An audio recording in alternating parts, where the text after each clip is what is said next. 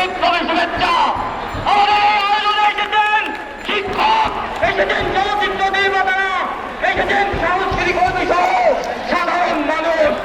বন্ধুরা, গার্মেন্টস শ্রমিক সহ সাধারণ মানুষ, বন্ধুরা, আমাদের এই রথযাত্রার সভাপতি শ্রদ্ধেয় আবু মোহাম্মদ খান আমাদের মাঝে এসে উপস্থিত হয়েছেন। তিনি অসুস্থ দীর্ঘদিন যাবৎ, তবুও এই স্বৈরাচার বিরোধী আন্দোলনে তিনি সরাসরি এসে উপস্থিত হয়েছেন। বন্ধুরা, আমাদের যে রথযাত্রা মাথায় রাখতে হবে, আমাদের চোখের পানির সাথে রক্ত মিশে আছে। সেই চোখের পানি আর রক্ত মিলে আমাদের যে গ্রহ, সেই মিছিল আমরা শুরু করব।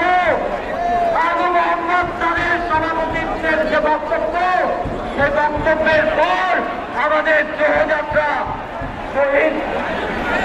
আমাদের যে গ্রহযাত্রা, সেই গ্রহযাত্রা শহীদ মিনারের উদ্দেশ্যে রওনা দিবে।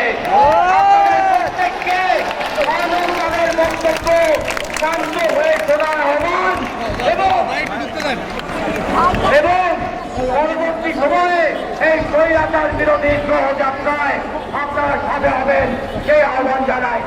এই পর্যায়ে বক্তব্য রাখার আহ্বান জানাবো